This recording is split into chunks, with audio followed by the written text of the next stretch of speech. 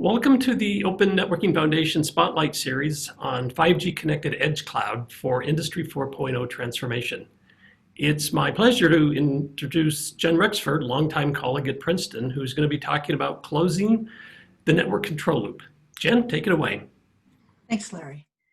Traditionally, network owners have had very little say over how their network devices work, how the data plane processes packets, how the control plane on the device computes how packets should be processed, and so on. They typically have to express themselves through vendor-specific interfaces applied to individual devices. Fortunately, this is changing now, and we're now seeing programmability from top to bottom and from end to end. From the software-defined networking controller at the top down to the packet processing devices at the bottom, programmed using languages like P4. And end to end, from the access and enterprise network all the way to the servers running in the cloud. In the Pronto project between Princeton, Cornell, Stanford, and the Open Networking Foundation, we're exploring how we can take advantage of this new reality to be able to run networks better.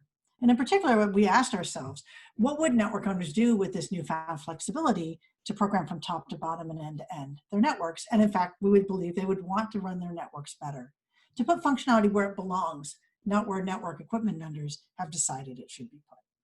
But what functionality should they put and where?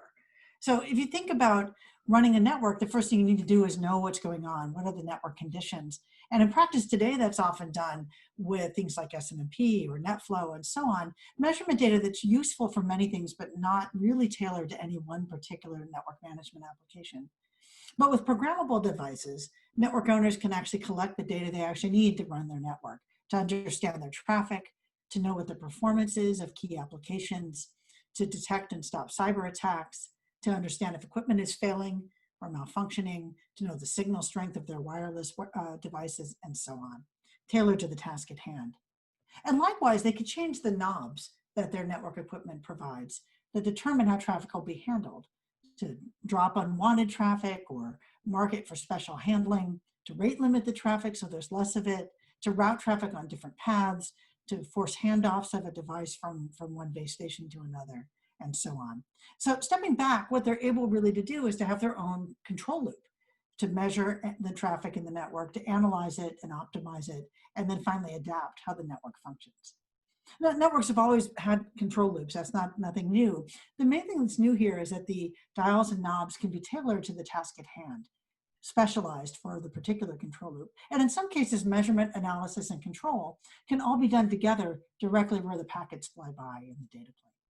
So what I'm going to do in the rest of this talk is walk through 3 examples of closed loop control of programmable networks that we've been exploring in my group, and then reflect a bit on how it's possible to do some of these operations even in very high-speed networks. So just to jump in, the first example is going to look at microbursts. So microbursts are small timescale increases in traffic that cause long queues to build up very quickly inside the network. And they're common because of data center workloads that can have incasts where a bunch of senders will send to the same receiver in a short period of time. They can happen due to cyber attacks. And what will happen is, like you see in this graph, you'll see the queue length is normally relatively low over time, but occasionally will spike really high very quickly because of these microbursts. And this will lead to high packet loss and packet delay, even if the network's average link utilization is pretty low. So coarse-grained measurements of link load won't reveal this problem. Only really looking at the traffic on a small timescale will. Now, why do people care? Well, the queues building up are a problem because of the performance impact. You could have longer queues. That's going to make for more expensive equipment and even longer delays. You could run your network at lower link utilization, but that's going to waste a lot of resources. Or you can micromanage the microbursts so they don't cause you so much trouble. But you can only do that if you can see them. So how would you go about monitoring the microbursts? Well, you could imagine inside the data plane, because the data plane is programmable, you can determine the backlog in the queue on a small time scale. And in this example, we see a queue that's almost full.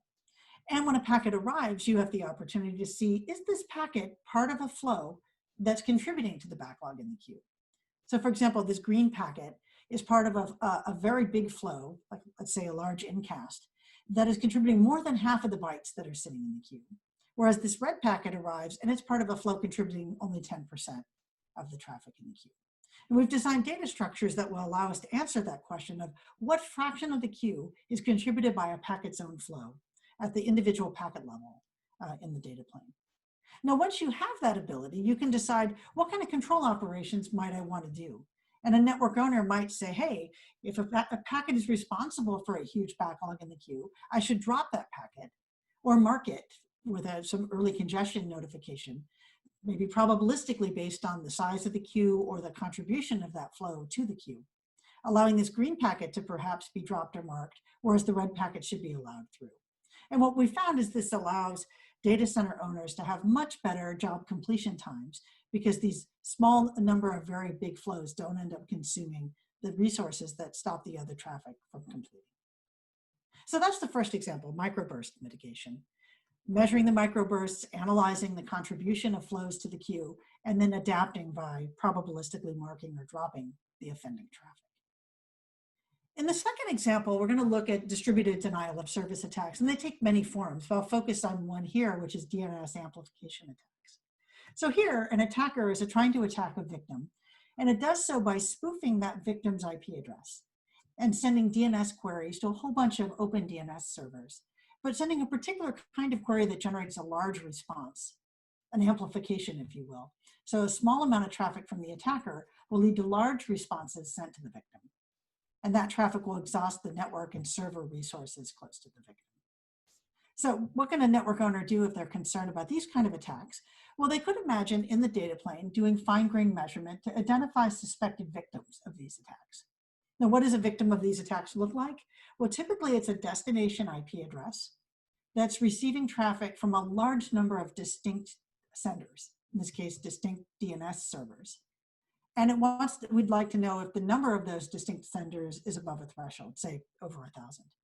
So if we're receiving a lot of traffic to the same destination from many DNS senders, that's a good indication that this might be a victim of a distributed denial of service attack. And here too, we have a data structure that can run in the switch and identify these suspected victims as the packets fly by.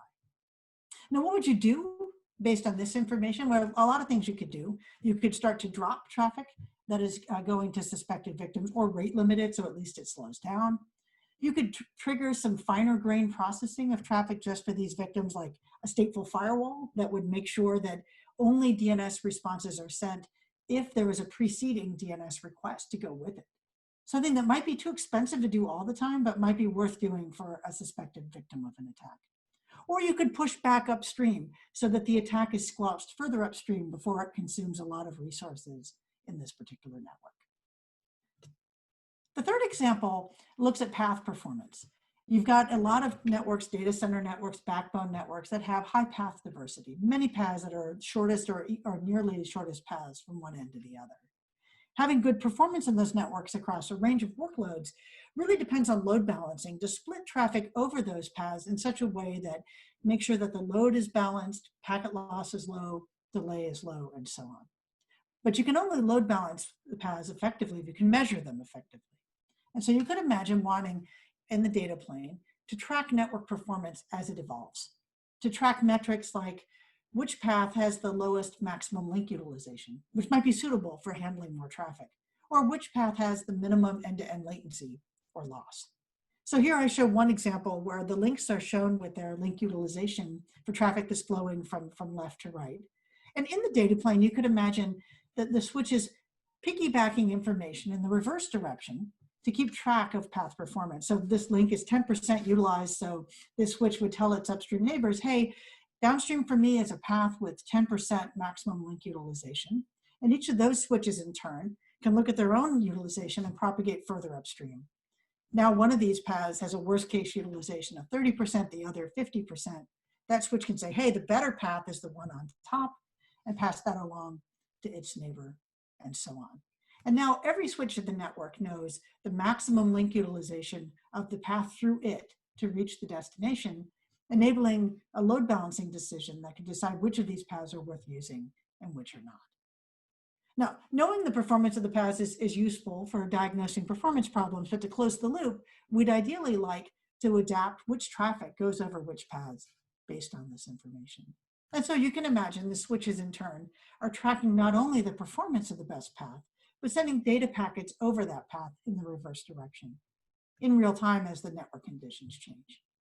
Now, this example is pretty complicated. I'm not going to go into more detail. In practice, making forwarding changes on a small time scale in response to load can introduce a lot of problems with out of order packets and oscillations. And we've grappled with those questions. You can see more details in the paper. But like the other two examples, being able to do the fine-grained measurement, the appropriate analysis, and then finally the adaptation directly in the data plane allows a really fast control loop that can adapt quickly to performance problems.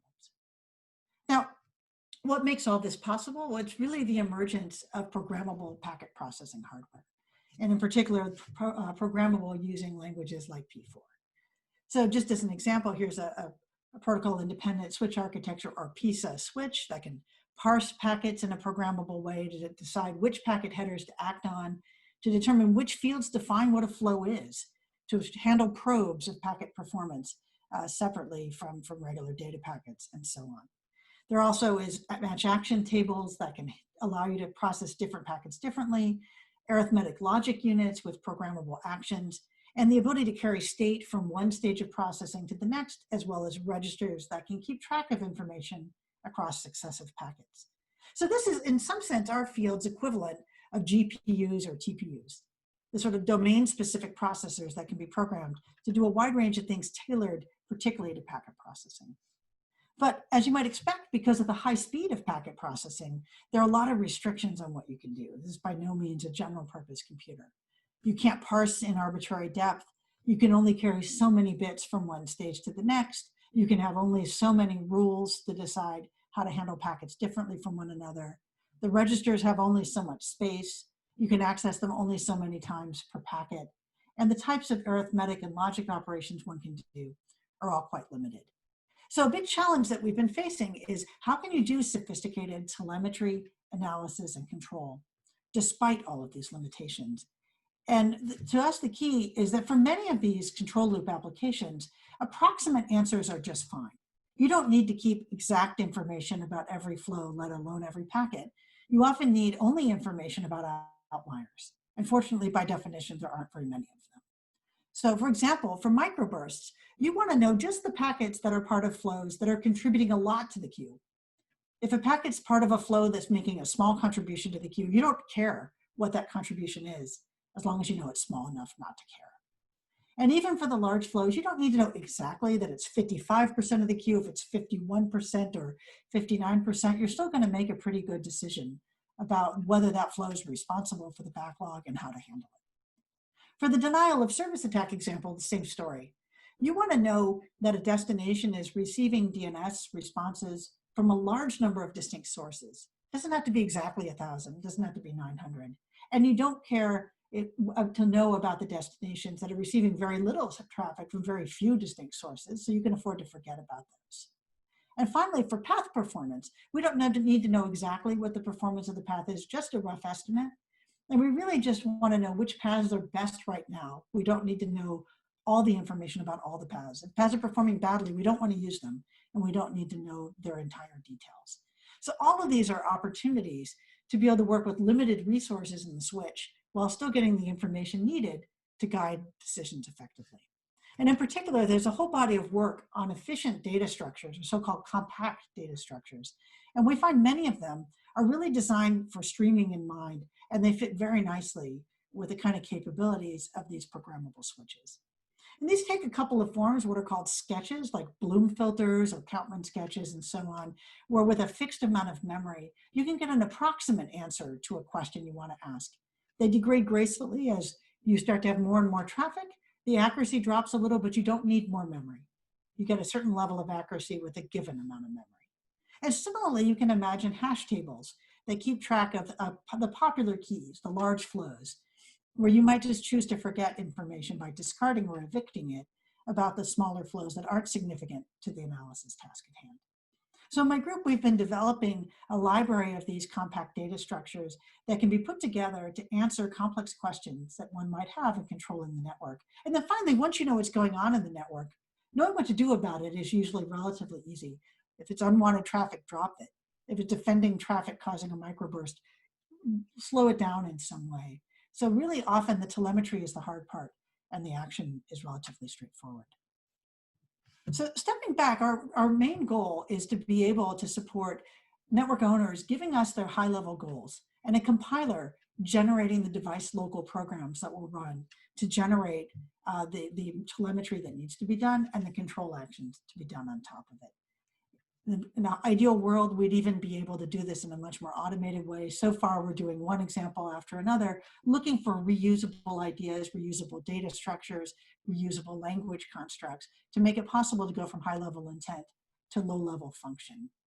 Now, in the industry, we talk a lot about intent-based networking, and in a way, that's what I'm talking about too. But the key point is, you can only really go from high-level intent to low-level function if you get to generate the code.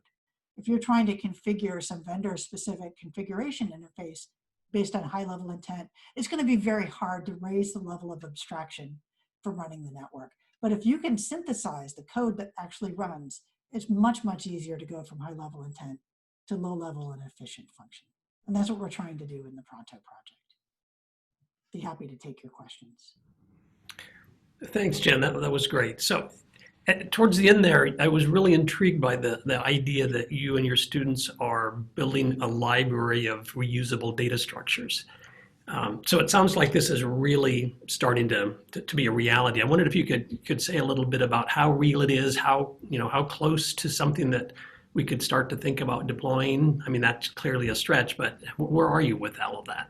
Yeah, it varies by project, but particularly for the first two examples I mentioned, we have running prototypes on the Barefoot Tofino switch, and we've been trying them out in the Princeton campus network. And in fact, with the Microburst analytics example, we did a production trial with AT&T on their backbone network. And in both cases, we found that the networks were subject to microbursts. And in the Princeton network, we're able to detect and diagnose the problem and get it fixed, something that was causing big data transfers to our neuroscience department to experience really bad performance. So far, what we've done is really try out the telemetry in a passive way, because we're not really in charge of the network to run it directly, but that's been a great opportunity for us to make sure that the data structures work on a production quality switch, and that even when subjected to real traffic data, we're able to get accurate enough information and see that it's actually useful in ferreting out problems that are happening in an operational network. Good. Have you found that having access to the high-speed switches is always a requirement? Is there some of this that you might have done differently and put that functionality somewhere else? Yeah, good question. In some cases, I don't think all of this needs to run in the switch. In some cases, it just can't. The switch has other work to do besides network measurement, analysis, and controls. So sometimes the amount of resources needed in the switch is too much. In some cases, they're just operations the switch is incapable of doing. Deep packet inspection, complex multiplication and division, things that the switch is just incapable of doing. And so I think the real challenge here is to figure out which of these functions actually do need to be done at the packet level, and how to partition the rest between the packet processing, the local agent on the switch, and the higher level controller. We've been trying to push the limits of doing it all on the switch just to see how far we can push that. But I think a real interesting question is how far to go. And in some cases, maybe things run in the network interface card rather than the switch as well. Right.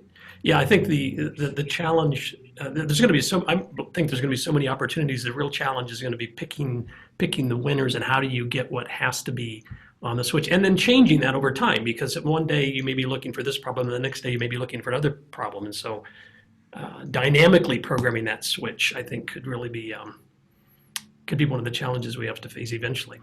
Yeah, I think that's a really great point, because some data structures, you may have to recompile the P4 program to be able to do what you want to do. And in some cases, we found data structures that are configurable at runtime, and figuring out how far to push that, because ideally you'd like to be able to add and remove queries as the network is being run to drill down once you have some suspicion that might be going on in your network. Yeah, exactly. So a little bit of change of speed here. Early in your talk, you had a slide, or in your presentation, you had a slide with the RAN and the access network. And your examples where your experience has been in data centers and wireline networks. I'm wondering what opportunities you see once we go into the cellular network, and just your insight as to that part of the problem.